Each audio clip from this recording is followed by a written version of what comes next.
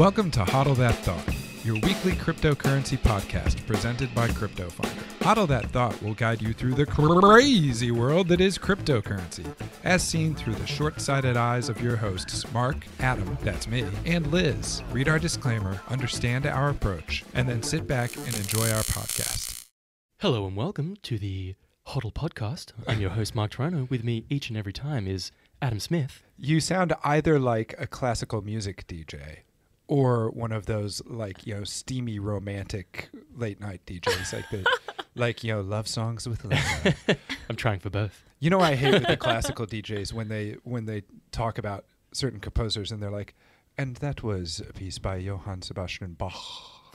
Like, just say Bach. I mean, come on. I can't believe you have something you hate about late night classical DJs. Like, how often do you listen to late night classical DJs? What did they ever do to you? Yeah. A late night classical DJ murdered my father. I bet you feel dumb now, don't you, Mark? And with me is Liz Bachri. Thank you for butchering my name. Welcome to the podcast. We have a great episode planned. Today we are playing an interview that James, one of the members of our crypto team, had with Daniel Wang, the founder of Loopring. So Loopring is a decentralized exchange and open protocol, and basically the conversation was about decentralization.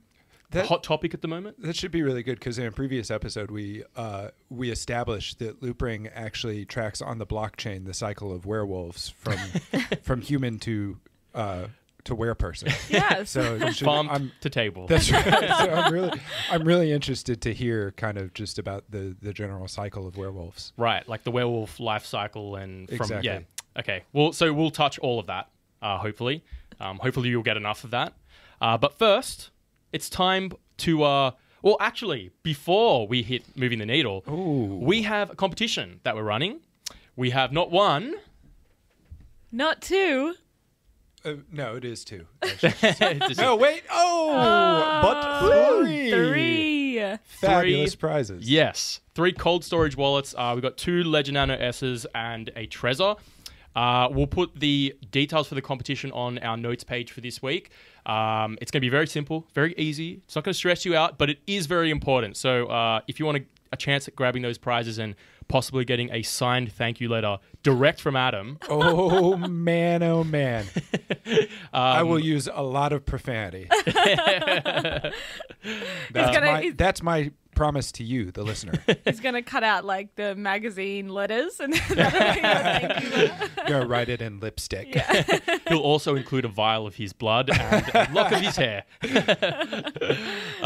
But yes, so make sure you do that. And as always, rate and review the podcast on iTunes or like and subscribe on YouTube if you enjoy it. But it's time for moving the needle. The week that was in the crypto land. So my first story comes from the beautiful island nation of Japan.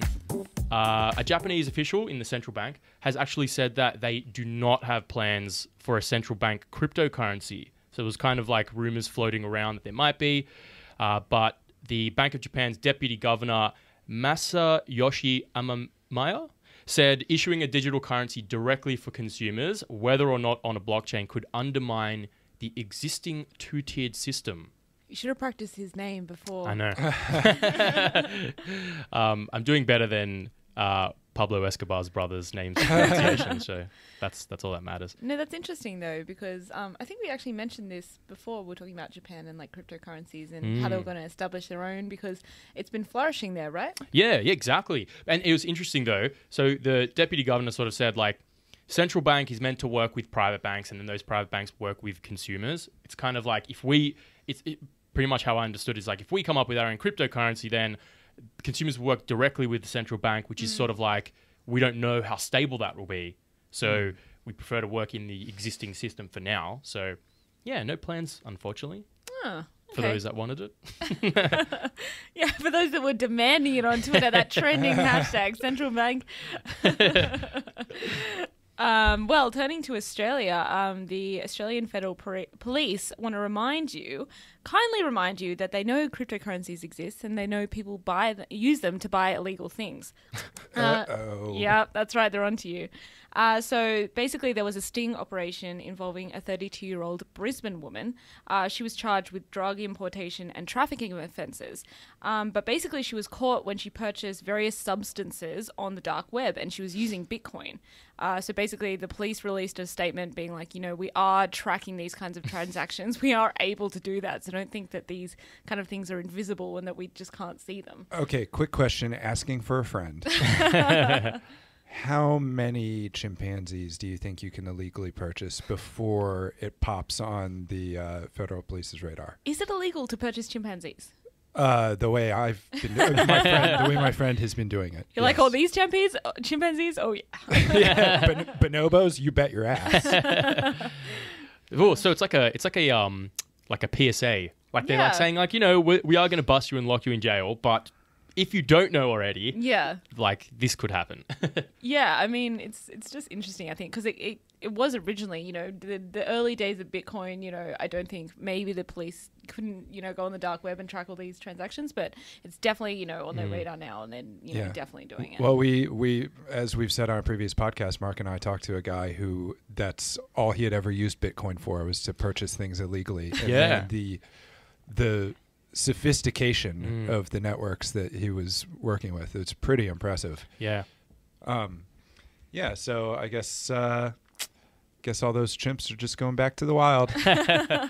Adam walks in the back, he's like, underlay. Yeah, I hope they like the Sydney Botanic Gardens, because I'll be damned if I'm driving out of the city. Chimp attacks are going to go up by 1,000% in the Sydney Harbour region.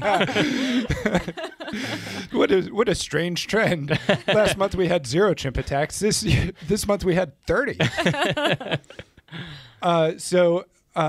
Bitcoin, you may have noticed there's been a huge rally in cryptocurrencies over the last week. Yes. One of the reasons behind that is Bitcoin got a huge boost from Christine Lagarde, actually, the head of the IMF, who wrote a blog post talking about how kind of extolling the virtues of cryptocurrencies. Oh, nice. Which is a very outside-the-box thing for the IMF to do.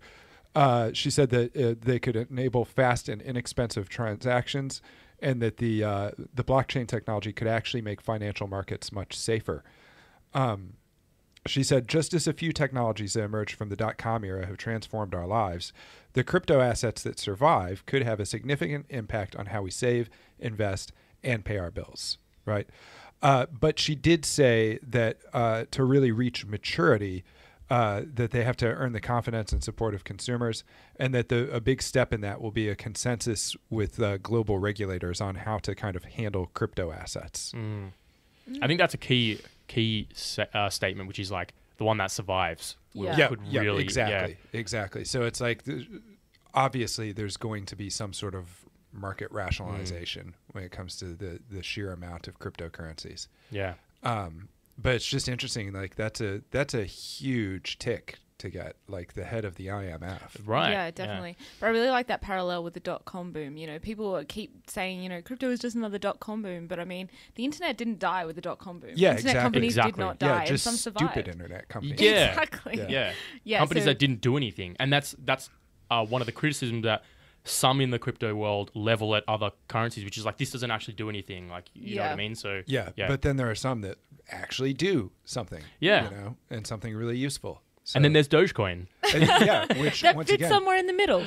you actually can't imagine day-to-day life without it these days. Yeah, right. Definitely could not. I just bought a can of Coke with two Dogecoins. Yeah. Yeah, it's that is pretty interesting.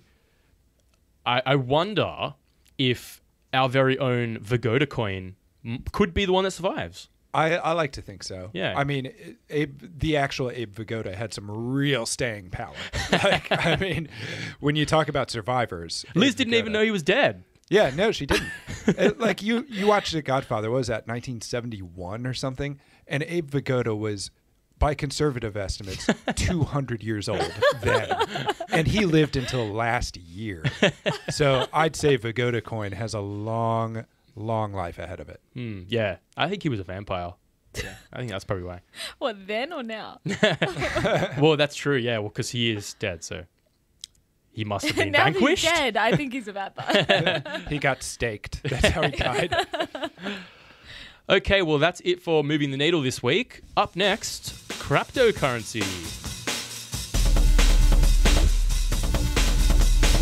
So, Craptocurrency, my favorite segment, dear old Craptocurrency. Are you going to wow us this week? You always set yourself up so much for I know, you're like, Nah. guys, this is going to be the best thing you've ever We're going to heard. blow all the other cryptocurrencies out of the water. No, I don't have anything quite so So you're groundbreaking gonna as my disappoint previous entries. Yes, I'm going to disappoint you. Well, no, he usually disappoints us. This time he's setting our expectations at a reasonable level. I think, yeah, you're giving me too much credit. So, Craig Wright. We all know Craig Wright, self-confessed Bitcoin inventor, said that he was Satoshi Nakamoto, much to the kind of chagrin of many in the space. He has been accused of plagiarism. So, there's quite a lot of controversy surrounding him this month. So, early this week, he was accused of plagiarizing large bits of work from a 2003 theorem from Wen Liu and Daniel Wang. And the paper was he basically released a paper in 2017, which took equations and formatting, like sort of the same bits and pieces, without credit. He later came out and sort of denied that it was plagiarism, saying it was a draft, and he hadn't yet added his citations to it. And then after that, he got into an argument completely unrelated with Ripple's chief cartographer, David Schwartz. So Craig Wright posted the following quote: "Fight for Bitcoin adoption, not against it." And then Schwartz replied and said, "Fight for everyone's freedom to voluntarily hold and exchange any asset they like. Build bridges, not walls." And then Craig Wright came out and sort of criticized Ripple directly after this, saying, "You built a system that is simple to copy and fixes a problem of the past. Sorry." Oh, ouch. Wait, so you said chief cartographer? Yeah. How's it? I don't know. So he's a map maker. Maybe he maps the cryptocurrency. Yeah, I don't know. This doesn't sound like a real job title. Like, Do you want to get into an argument with him on Twitter as well? Yeah, maybe.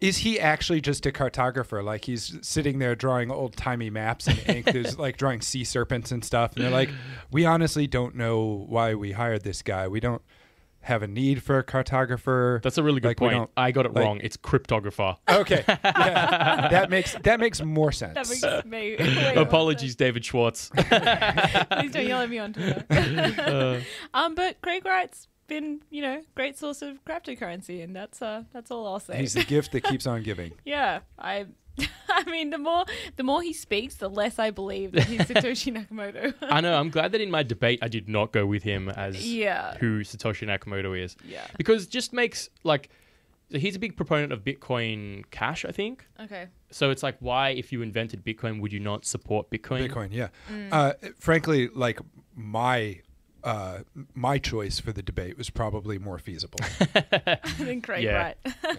I wish I had put forward Abe Vigoda. Probably would have been more likely. We couldn't both go with Abe's.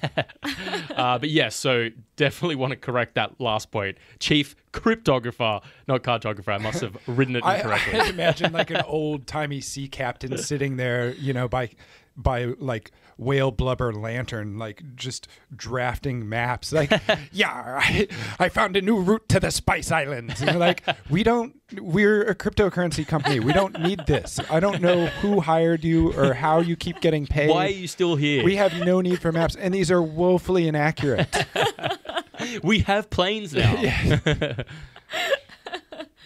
Okay, well, something else that's happened in the cryptocurrency space that I found very worthy of a cryptocurrency was a cryptocurrency trader and advisor claims he was hacked while live streaming on his YouTube channel. But the internet does not believe him. Wow. Yeah, so there has, while he was live streaming, there was a couple of red flags that led them to kind of believe that it was a bit of a scam. So basically, he was live streaming. And it was going to onto YouTube, and then you can see on the live stream that he was logged out of his Google Sheets, and then the live stream ends. So presumably that's when the hack happened. Then immediately he posted a tweet, and it says, "Crypto family, I need you now more than ever. I've been hacked. I'm worried about my money. Blah blah blah." Then immediately after he posted this tweet, he posted another tweet that he quickly deleted, saying that a hacker has stolen his funds and is about to sell them on another cryptocurrency trading platform. And that's when people on Reddit and Twitter began questioning like that it was a scam because there was no evidence that his funds had actually been transferred to that platform yet. And only after he deleted that tweet were they starting to be moved onto that, platform to be traded. So they actually think that he's doing this to try and avoid paying taxes to the IRS. Interesting. So I was trying to figure out what his angle was. Yeah. Wow, okay. Yes. And he actually called his live stream hacking the system. Oh, okay. That's So, Look no further. I mean, take from it what you will. We don't know what happened. He could have been hacked. But yeah, that's what happened.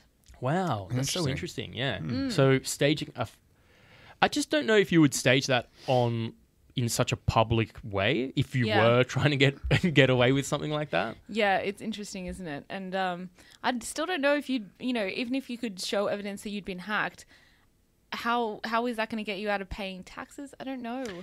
Well, you could declare it as a loss, wouldn't you? Yeah, but if you still...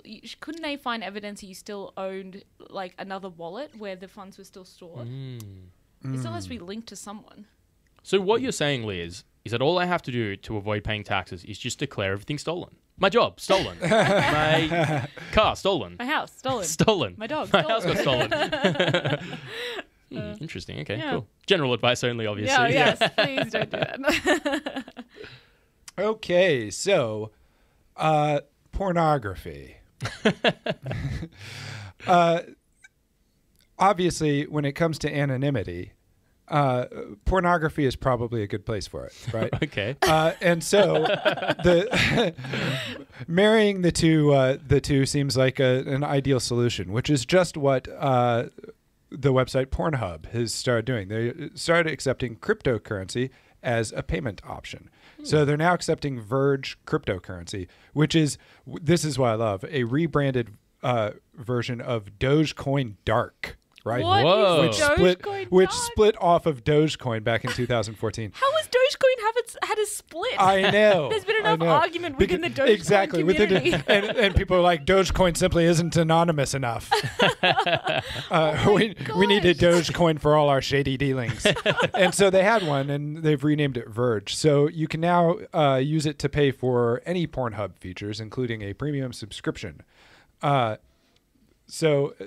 Verge, basically, the cryptocurrency itself is very anonymity focused. It's, of course, like most blockchain things, the transactions happen through a public ledger, but it uses Tor, the kind of anonymity tool, to hide the specific transactions' IP addresses and locations. So the VP at Pornhub said that it offers convenience and security. Right. So there you go. What else do you want from porn? Exactly. That's what most people demand is convenience above all else. Pornhub should change their tagline to convenience and security. Except for the people involved in making it. Well, I don't know. It could still work. That's crazy. So there you go. Wow. That could have a big impact on the cryptocurrency because by all accounts, like the porn industry, especially online, is so massive. Honestly, that could actually move that currency in a big way. Yeah, for So sure. there you go. Invest in Verge. General advice only. Don't take that. Oh my God, no. You've ruined everything, Adam. General advice only. I'm not suggesting that you speculate on any cryptocurrency whatsoever. So what you're saying is do exactly the opposite of what you just said. So what we're saying is no, we that's should advice cut too. this. Pornography. Don't do anything that anyone says anywhere. Yeah. It's good advice. Well, awesome. That's it for Craptocurrency this week. We're now going to play our interview with Loopring, so stay tuned for that. And then we'll head into Are You Broke Yet? I've got Daniel Wang here, the founder of Loopring. Now, Loopring is a protocol for token exchange. It currently allows for the exchange of tokens that are hosted on the same blockchain, and it can run on a variety of different blockchains, provided that they support smart contracts and have a token standard, such as ERC20 or NEP5. It's deployed on top of a blockchain, so it operates as a sort of sidechain. Is that correct? It's not a side chain. It's like a second tier protocol. Okay, so a second tier protocol. It has a lot of people excited because of its capabilities when integrated into trading, in particular applications for decentralized exchanges. Two features of note are order sharing, which pools the liquidity of a single coin between multiple exchanges, meaning that a trader could effectively get the cheapest price from each exchange in a single order. And furthermore, there's features built in to reduce counterparty risk when trading, which adds to its desirability to be integrated into a decentralized exchange. Enough from me, Daniel. Is there anything you'd like to add or anything else I didn't quite get right there? I think you got it right. I think your understanding is close to being perfect. I mean, it's correct. Before you started Loopring, you founded the CoinPort exchange back in 2014, which has since closed. How has your experience running an exchange shaped your vision for Loopring? I think my prior experience really matters to me. When I co-founded that centralized exchange, I didn't realize, there are so many problems with the centralized exchanging model. But at that time, we don't have a lot of users. We don't have, we didn't hold a lot of users token. But I still worried that the tokens or the cryptocurrencies we hold for our user might get stolen, by the hacker. So I believe, no matter how hard you have to work to secure your token online in your hot wallet, there is going to be some possibility that a hacker just finds a backdoor and get your token stolen. So I think in the long run, I don't want to run a centralized exchange at all, no longer, because I don't want to carry that burden. I don't want to fail to fall into sleep overnight. So when I realized this problem, I think why not we just use blockchain technology to trade the tokens or cryptocurrencies, which is on top of blockchain, right? So it's ironic that currently we trade maybe 99% of those tokens in a centralized exchange. Cryptocurrency is said to be absolutely secure, but trading them is absolutely not secure. So I think my experience in my previous startup really gave me some better understanding of the problems that currently centralized exchanges have. Yeah.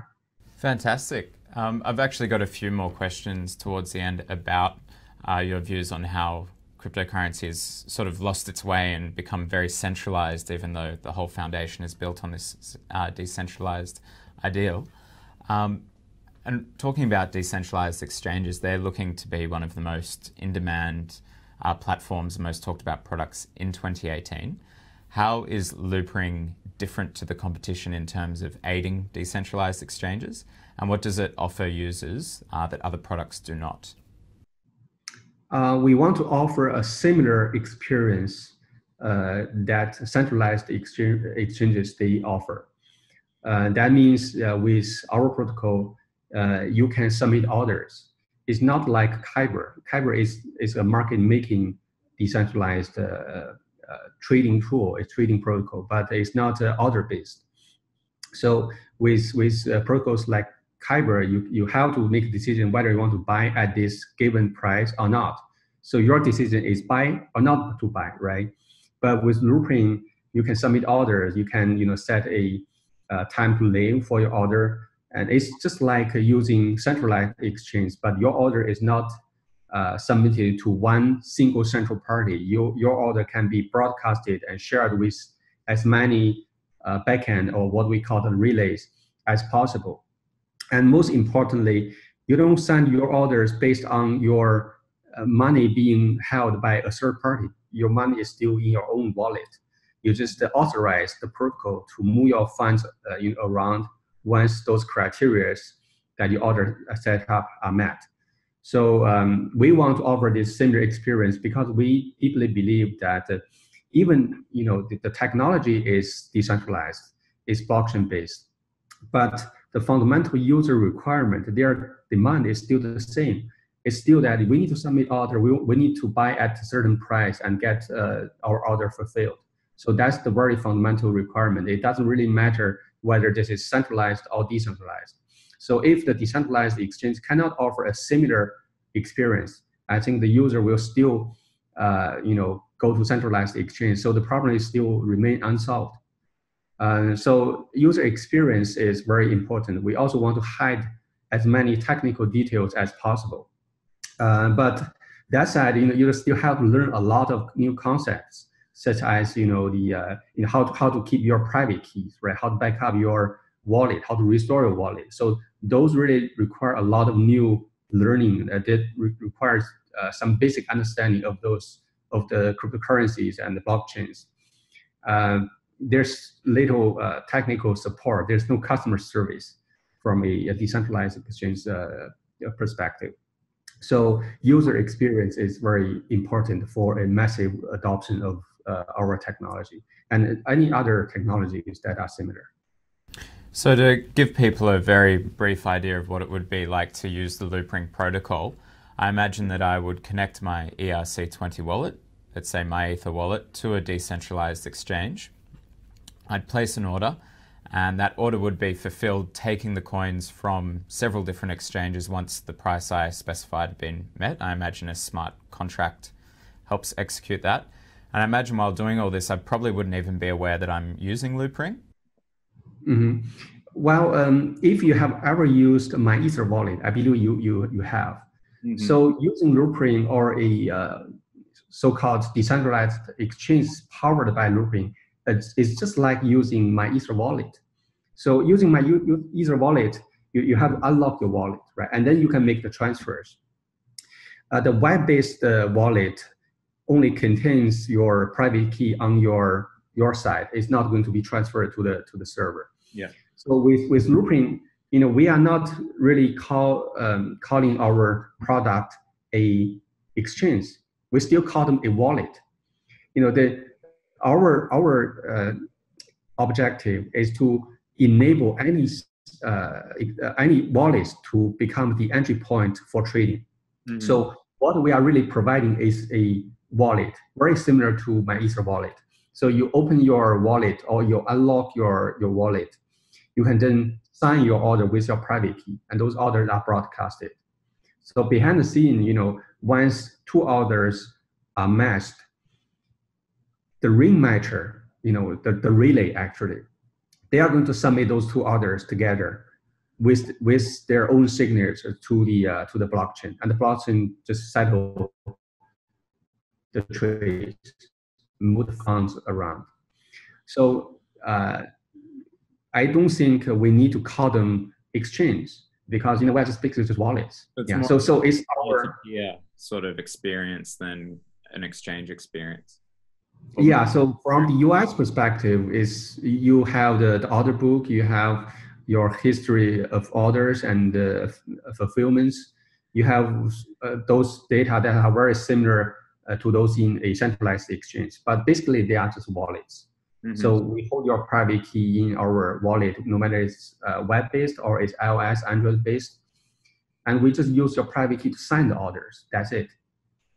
And so I know that you've been involved with the Neon Decentralized Exchange. How does your involvement with that vary to the process that you described there? Well, I think they are going to do an ICO. I think they have already done the ICO. I don't know the details, but their token is a security token. So holding their token will give you a chance to earn some like a bonus, a profit, something like that. And the way this company makes money is through ring matching, through matching orders. So they have to rely on a protocol like us, or they can rely on some other protocols. From their perspective, they need to integrate as many protocols as possible so that they can, make more money and then distribute their profit to their token holders.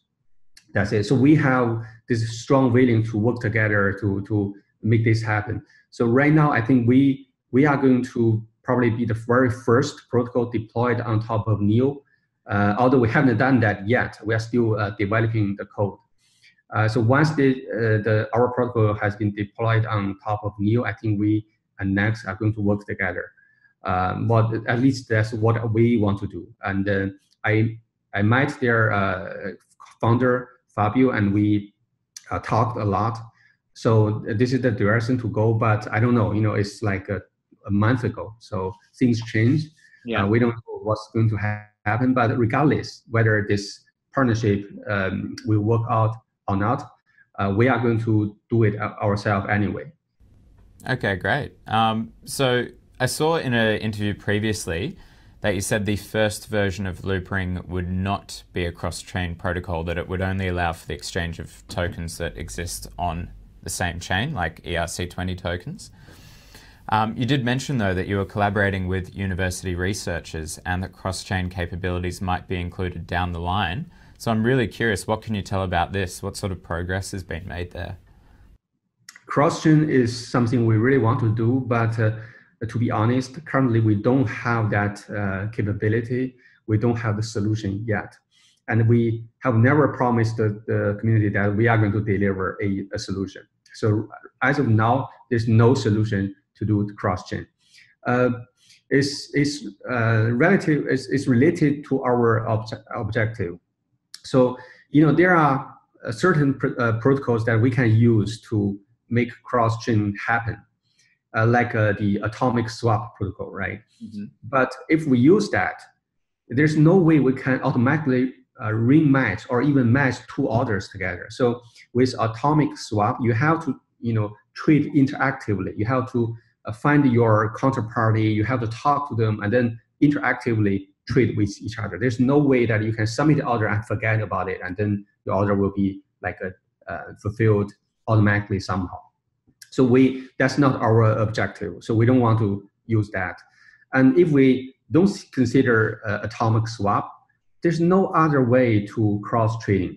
So right now there's no solution. There's no technical solution yet. So last year, and we formed a partnership with a professor in UC Berkeley. We are trying to use like zero knowledge proofs and some similar technologies to research whether there is a possible solution to do cross-chain with automatic ring matching technologies. But I don't think we have anything to show off yet.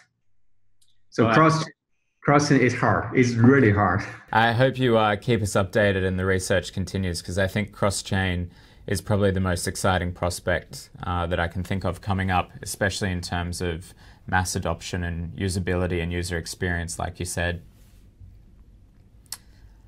So I wanted to actually go back to what we were talking about earlier about how blockchain has started as a decentralized, I guess, philosophy, and that it's becoming increasingly centralized. So I know that Loopring helps traders keep control of their funds, as you've said, because it removes that necessity to hand over your security of your funds to a third party. And given that crypto was born out of an ideal to decentralize money to regain individual sovereignty and agency, how do you feel about the way that many users of cryptocurrency are actually stepping away from decentralization back to centralization by allowing these third parties like exchanges to have oversight of their wealth, and people using exchanges almost like banks? Yeah. I think in general, blockchain technologies or distributed consensus network or database are still in its very early stage. It's not mature. It's not mature at all. So we cannot, expect blockchain like Bitcoin or Ethereum to be the best ones in like 5 years. A lot of things are going to happen. I think a lot of new technologies are going to be developed, and a lot of new blockchains are going to come into our horizon. So right now, I think it's just because this immaturity of the current blockchain technology. People have to. A lot of people who don't know much about blockchain technology, they are not going to hold asset using their own wallet. what if they lost their private keys? What if they forgot to back up, right? So compared to this kind of risks, I think the risks of their money being stolen from their exchanges are even lower, right? For a lot of people who don't have this technology from technical background. So that's why people. I heard a lot of people they claim they have cryptocurrencies, but they have never had their own private key. All their money are in a centralized exchange. Mm-hmm. Yeah, that's bad. From our perspective, that sucks because that's not your money at all. But if you think the other way, if they withdraw all this money, how they can keep them safely? There's no way they can do that. So in general, I think this. First of all, the technology is not mature. Secondly, and the tooling is not mature. We don't even have a very good smart contract written so that even one person die out of because of some accident, their token or cryptocurrency cannot be inherited by their relative, their children, right? There's no way to do that. Even the multi-signature wallet, they have problems, right? We offered the Ethereum multi-signature wallet got locked. A lot of multi-million-dollar worth of Ether locked. Mm-hmm. So tooling is not good enough. So I think a lot of things need to happen. I think a lot of startups are going to be founded to solve all these problems. So would you say that usability is that next step that's necessary for cryptocurrency? Yeah, usability. Yeah, and there may be user education as well. And I've just got one last question for you, because I know that you used to be in Shanghai and you're in New York now. I was wondering, do you worry that because of China's current attitude towards cryptocurrency and blockchain kind of locking down exchanges, which even if the people are there researching the technology, it does stifle things a bit because it's not as conducive to a community. Do you worry that China may experience a brain drain about cryptocurrency? What are your thoughts for the future of crypto in China? I don't worry. Although a lot of government officials, they claim there will be more regulations. There will be like a shutting down of certain kind of companies. But I think in general, China is going to be more open, as claimed by the new president Xi. I think yesterday or the day before yesterday, he said China is going to be more open up to the entire world. So cryptocurrency regulation is not something one country can handle. It must be done, jointly by many nations altogether. They need to exchange information. They need to do it all together and maybe have some kind of treaty or something like that, right? So I think China, in the last 20 years, we benefit a lot from mobile payment. In China, we carry mobile phones and then we don't carry our wallet at all. We use WeChat to pay. We use Alipay to pay everything. So we know technology is really important for the community, for the economy. So blockchain has huge potential, which has been realized by the government officials, although they don't know how to regulate. And that's the problem. They don't know how. They are afraid of those, things out of control. China is a highly regulated country, especially the currency, right? The foreign currency is highly regulated. So they want to regulate. They want to take advantage of this new technology. They want to harness this new way of making economy more efficient. But they just don't know how. And it takes time for government officials to learn the technology. So in the long run, I don't think it's going to be a bad environment for like blockchain-based startups to survive in China. I think in the future it's going to be even more friendly than the environment in the US or in European countries, because in China, no matter in which sector, if you have a startup, you have to deal with rules or hidden rules in the gray area. Right? There's no black and white. There's a lot of gray areas. So right now, there are a lot of gray areas for blockchain startups. And we think a lot of those startups are going to survive until a day that regulations, they have a better understanding, they have a better setup.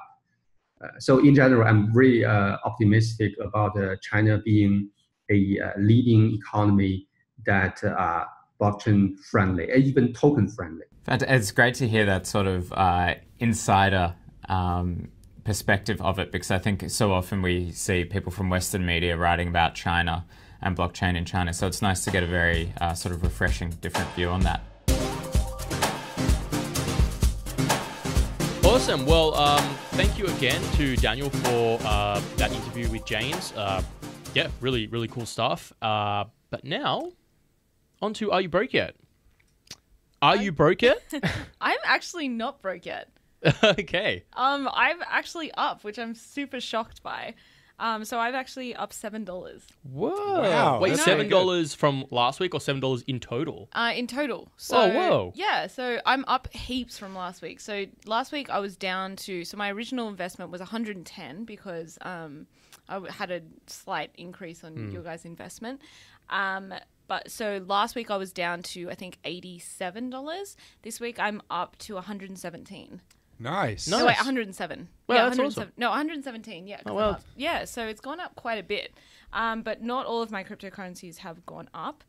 So I've made money on Monaco and Dogecoin, but I'm down on Metal and Bitcoin, but only slightly. How did Golem go? I actually Your forgot to favorite track that one. cryptocurrency? Well, what I was saying before the podcast is, it's actually really hard to track from your original investment to what the value is now. It's actually quite fiddly. And I don't think that unless you put it in a platform that does that for you, a separate platform, it's quite hard. It's quite a manual process of keeping track of. So yeah, I forgot to check that one. Yeah, so we've heard, I have heard that Delta is an app that you can use to do that. So someone in the office that is pretty kind of crypto, has a lot of crypto knowledge. Yeah, crypto nutty, suggested that, but it doesn't actually work with the the wallet that I'm using. So yeah, I don't know if I can actually use it. Okay. But yeah, no, that's interesting. How have you gone, Adam?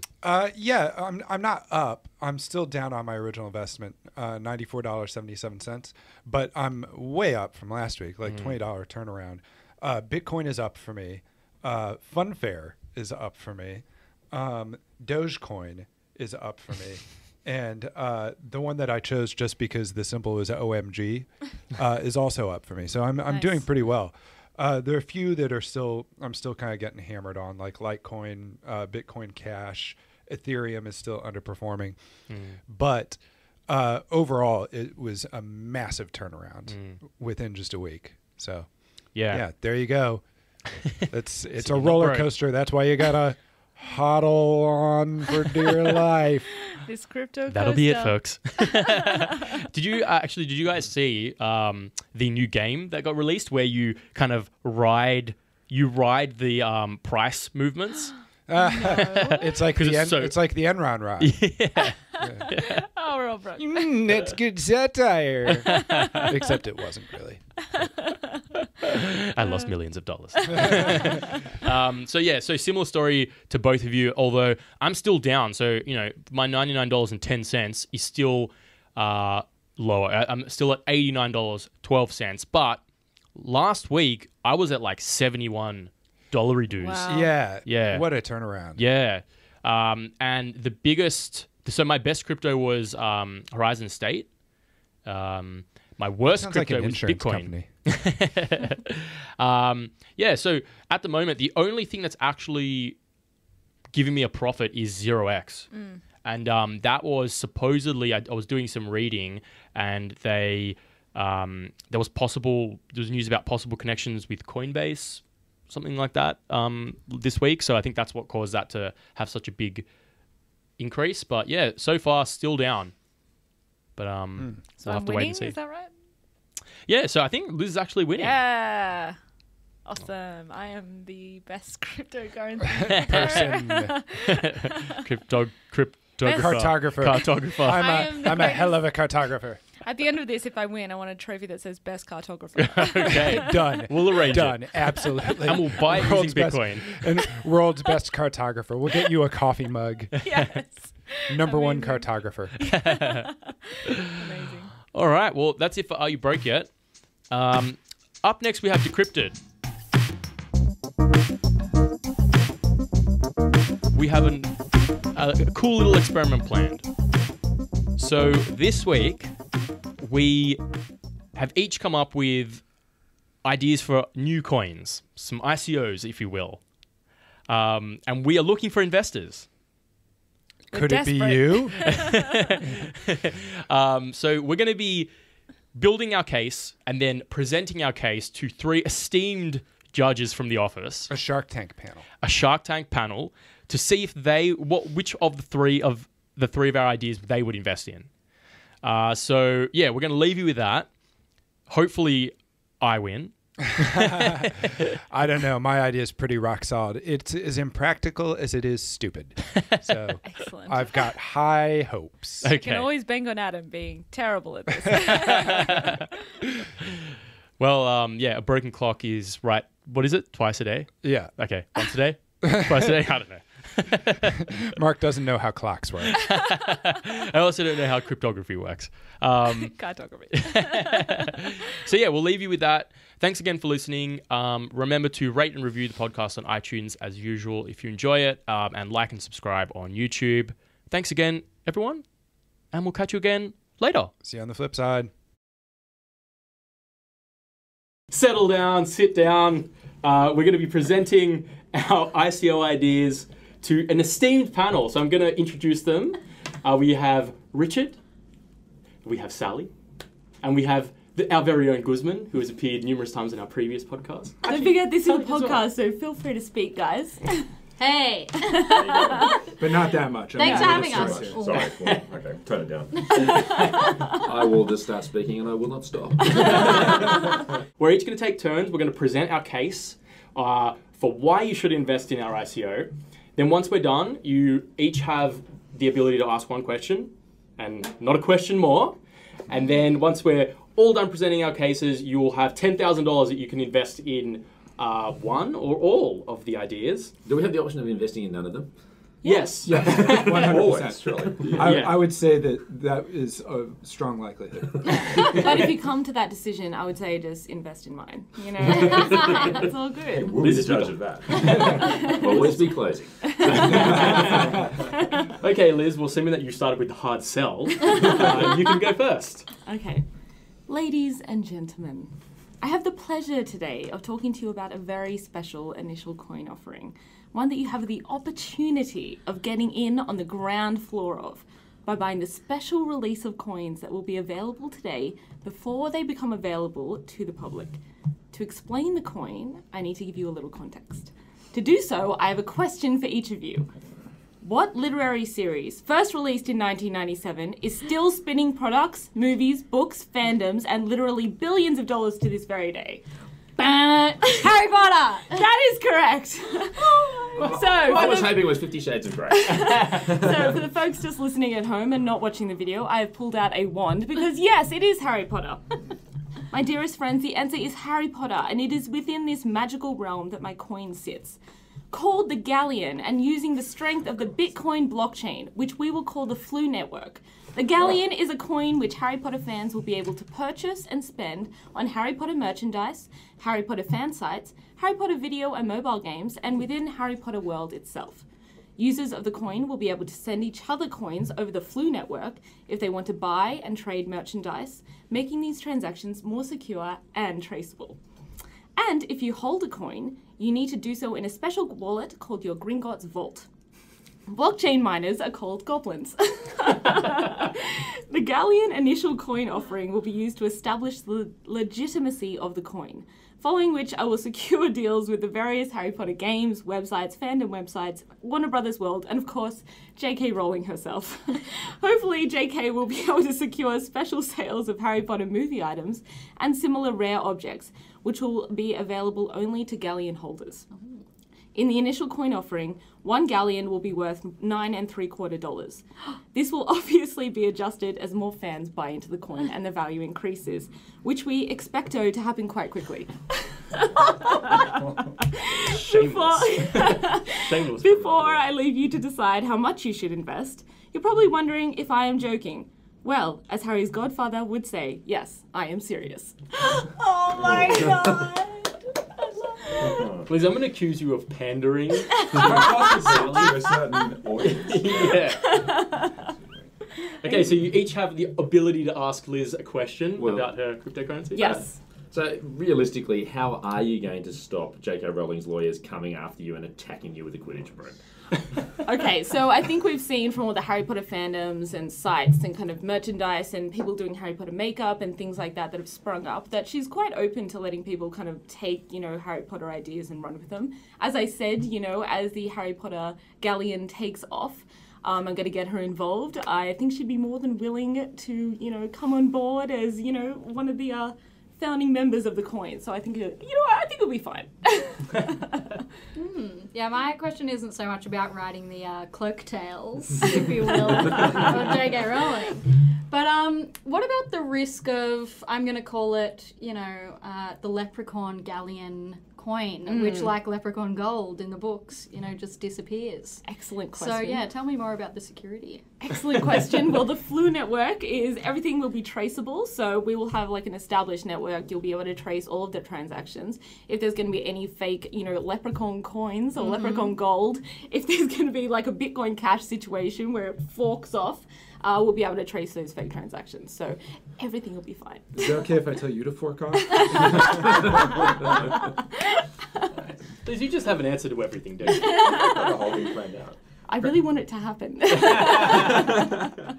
Well, my question is, like, I'd like more detail on what I can really get with this coin. Like, what sort of things can I purchase from this Harry Potter sort of world? Yeah, I mean, so Harry Potter was first released in 1997. It is now 2018. Just this year, a Harry Potter mobile game was released. There's new products, new technology, new things coming out every year. I think there's another Harry Potter world springing up sometime soon. So there's new products and things coming out all the time. People are going to be constantly buying into this. You know, the new generation is coming in and just reading the books now. People are constantly buying Harry Potter products, and I think they'll be excited that they have a special coin to buy it with. Interesting. Yes. Wow. So there you go. Signed, sealed, delivered, I'm yours. That's right. So it's a cryptocurrency riding the Harry Potter train rather than the other way around. Oh, yeah, that's right. That's right. Hogwarts Express. You just know that some of the kids of the original ones are going to end up being crypto dealers. Like, Oh, 100%. definitely. Yes. Trying to get Emma Watson on as a sponsor. Okay, well, thank you, Liz, for that. No worries. It's now time for me to present my extremely shaky case for an ICO. So, ladies and gentlemen, I would like to talk to you about a business opportunity that will only come around once in a lifetime. So, if you're a business owner, you want the most out of your employees. Maybe you don't want to pay them for times when they're actually not working. Maybe you don't want to pay for smoking breaks, toilet breaks, coffee breaks, Facebook use, or general activities that make working a little bit more bearable. You want your employees miserable and productive, and my coin will enable you to do that. Misery Coin is a complete solution for following workers from the minute they walk into the door to the minute they leave late and exhausted at night. It uses keystroke mapping, door timecode entries, toilet pressure sensors, and cameras to measure and pay employees only for the exact time that they are making you money. The employee's time is logged into the blockchain, and then future jobs that they can apply for, future employers can check their history to make sure that they're actually going to be getting a productive worker, or to decide on the actual salary they'll receive. The cryptocurrency token itself will be used by businesses as the gas to pay for the service. So some questions that you might have that I can answer. Who is in the team? Myself, my dog, my poster of Steven Seagal. Of course. Is there a demand for this product? Yes. So I think that it'll apply to many comically tyrannical Scrooge-like characters interested in implementing this currency to kind of increase in their efficiencies, And later, you could use it to decide whether or not a human is actually worth employing as opposed to a robot. Are there competitors? No. Take my word for it. Does this idea need a blockchain? Yes, because employers and employees naturally need a trustless system whereby they won't feel cheated out of the hours they've worked. And what will your good dollars be used for? So in total, I'm seeking $1 million. I know I won't be able to get all of it from you, but it will go away. So $100,000 will be used to pay for a tweet from John McAfee to shill my coin. $200,000 will be used to pay for Steven Seagal to embrace my coin and make a series of public appearances, each more outlandish than the last, to make my coin gain notoriety. And then $800,000 will be used for the actual development of the cryptocurrency and to pay for the extreme costs of toilet sensors. And yeah, I hope that you consider and ultimately invest in Misery Coin. Well, first of all, I'd like to say that was misleading because when you say Misery Coin, I immediately think it's going to be like a My Chemical Romance emo crypto coin or something. So I am disappointed. Well, if it'll make you invest, then yes, it will be. Why would this is on the other side, but I'm sure in some sort of interview process you would be asked how would you be getting paid, and they would say via Misery Coin. Why would anybody ever want to work for a company that's using Misery Coin? Isn't this just going to sort of suggests isn't this going to lead to high turnover for companies? Well, I guess that's where the robots come in. Let me answer your question with another question. Don't Why do that. wouldn't you do what you just said? Because I probably spend 90% of my time going to the bathroom, checking my hair, looking at my phone, switching between Spotify playlists, so You know our I'd be employers broke. watch this. Well, see, in that I mean, case, by that, I am productive 100% of the time. I would I've like never to. gone to the bathroom in my life. I would like to invest $10,000. Misery Coin would solve that. I don't know how, but it would. That's the answer to Cool. Have you considered the very large potential market for this coin in North Korea? Yes, so Kim Jong-un and myself have actually been in talks for Misery Coin. He's actually an initial backer, so yeah, take from that as you want. Well, you know you're on the winning team when you got Kim North Jong-un. Korea. How can I lose? Have you thought about the potential sort of backlash from employers and employees, and the possibility of labour and/or human rights laws kind of making this coin hard to sort of take a hold in most civilized countries?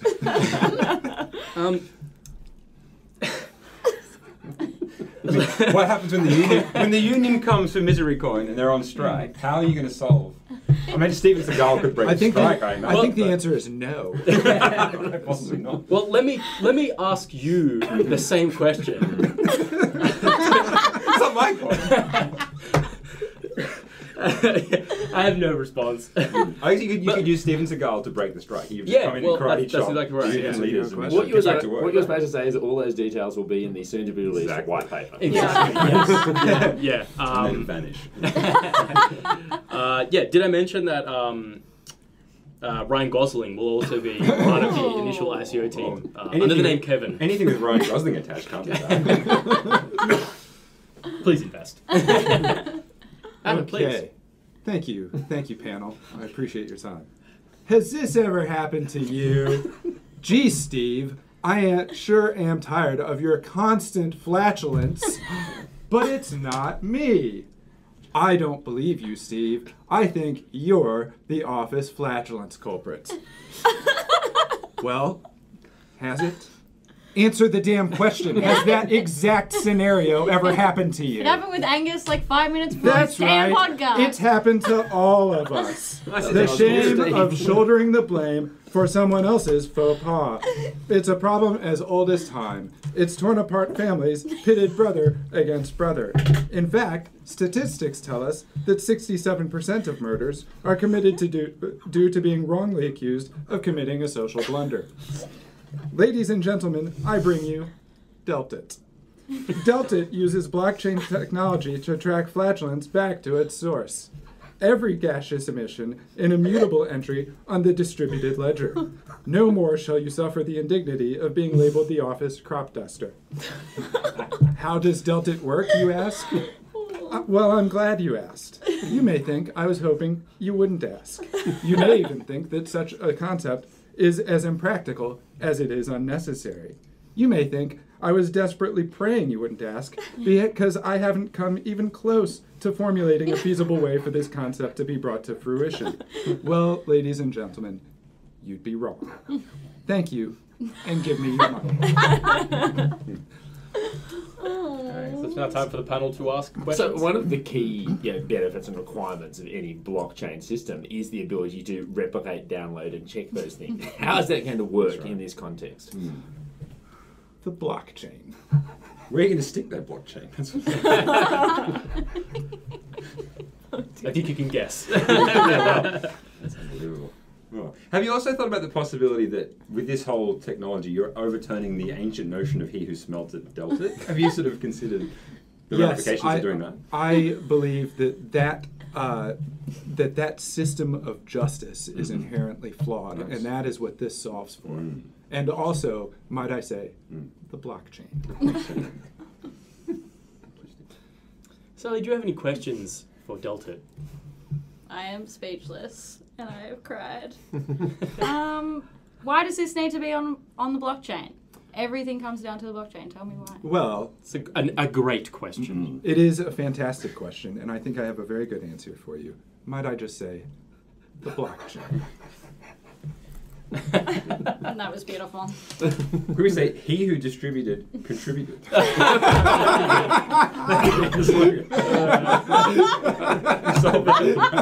so good. You're on my team. Fine, yes.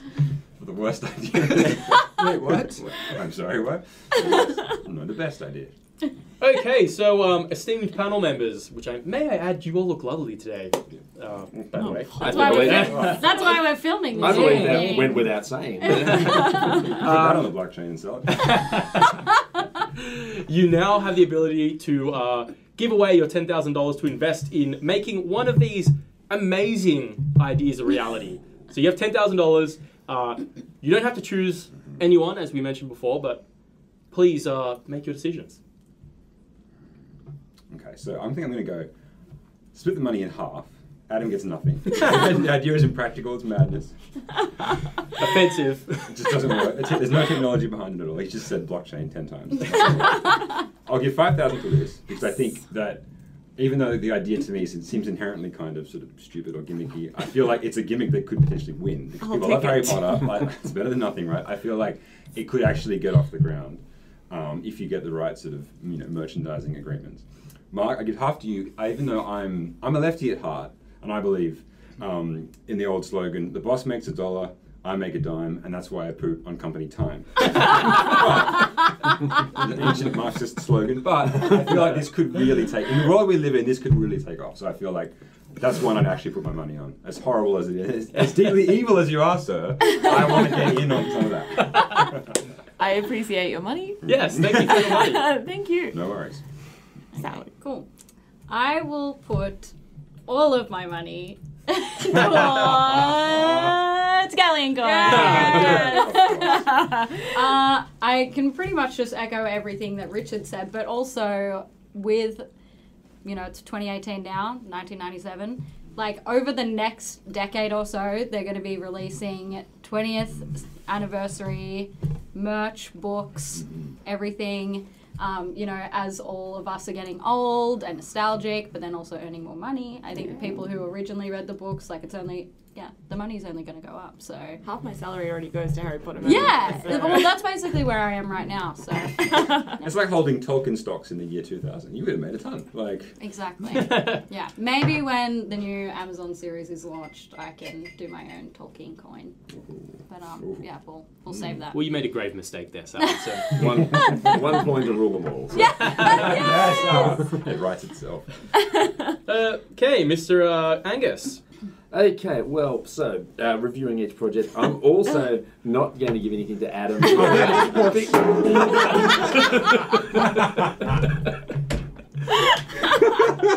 You get to explain to him why. For the listeners at home, Adam has stormed out of the podcast. Yes, Adam has left the building. So he will not be able to take advantage of my observation is that I think the fundamental problem with the scheme is that he just didn't explain how the ERC20 architecture was going to be implemented within it. Had he covered that point off, I think it would have been okay. I'm also not going to invest in Liz because I think it's perfectly clear she's just going to spend all the money on merch for herself.